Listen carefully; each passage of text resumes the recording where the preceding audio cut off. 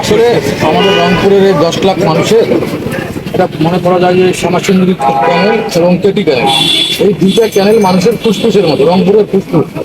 আমার ফুসফুস যদি বন্ধ হয়ে যায় তাহলে তো আর মানুষ বাঁচবে না, শহরও বাঁচবে না যদি এই দুইটা ক্যানেল সচল না থাকে।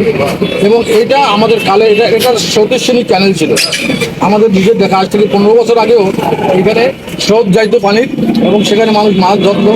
বর্ষার সময় অনেক কিছু হতো। সেই আমাদের অসচেতনতা এবং আমাদের খারাপ কাজের জন্য আজকে শ্যামাসুন্দরী ক্যানেলটা একটা ময়লার ভাগারে পরিণত হচ্ছে। এখন এখান থেকে উত্তরণ আমাদেরকে ঘটাইতেই হবে, উঠে যাওয়ার চ্যালেঞ্জ। এটা আমাদের না করলে রংপুর বাঁচবে না। এখন সেখানে আমরা সাধারণ মানুষ যারা বিশেষ করে শ্যামাসুন্দরী ক্যানেলের দুই ধারে যারা বসবাস করে বা মার্কেট আছে বা দোকান আছে বা হোটেল আছে বা রেস্টুরেন্ট আছে, তারা যেন ময়লা থ্রো করতে পারে না আর শ্যামাসুন্দরীকে থ্রো করতে না পারে, তার জন্য আমাদেরকে সবাইকে নোটিশ করা। প্রত্যেক বাড়িতে একবারে from the beginning to finishing দুই ধারের বাড়িতে নোটিশ দেওয়া যে আপনারা আপনাদের ময়লা নির্ধারিত জায়গায় ফেলুন। শ্যামাসুন্দরীতে কোনো ময়লা ফেললে যদি প্রমাণ পাওয়া যায় তাহলে আপনাদের দণ্ডনীয় হবে।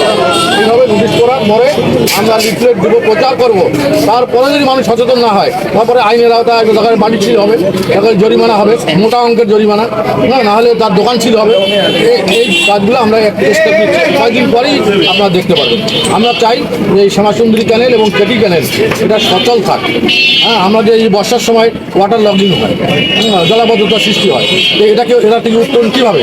যদি আমার শ্যামাসুন্দরী ক্যানেলের পানি ধারণ ক্ষমতাই না থাকে, পানি যদি প্রবাহের সুযোগ না থাকে, তাহলে সেখানে তো আর্টিফিশিয়াল বন্যা হবে, আর্টিফিশিয়াল ক্রাইসিস সৃষ্টি হবে। এটাই বাস্তবতা।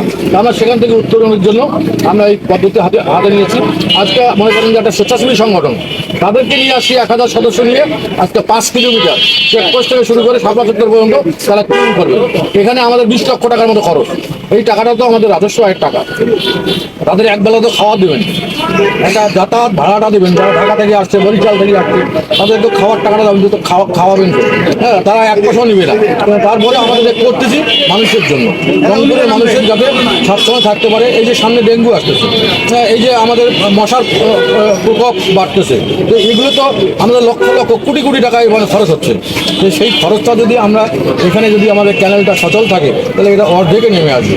তো আমি সেক্ষেত্রে মনে করি আমাদের সচেতন হওয়া উচিত। এবং আমার যে নাগরিক সচেতনতা বৃদ্ধি না হলে একটা শহর কোনোদিনই সাসপেন্ড করবে না। খালি মেয়রের বাপ, মেয়র 14টা গোষ্ঠী আসলেও এই শহর ঠিক করতে পারবে না যদি আমার এলাকার মানুষ সচেতন না হয়। সেই সচেতনতা বৃদ্ধির লক্ষ্যেই আসবে।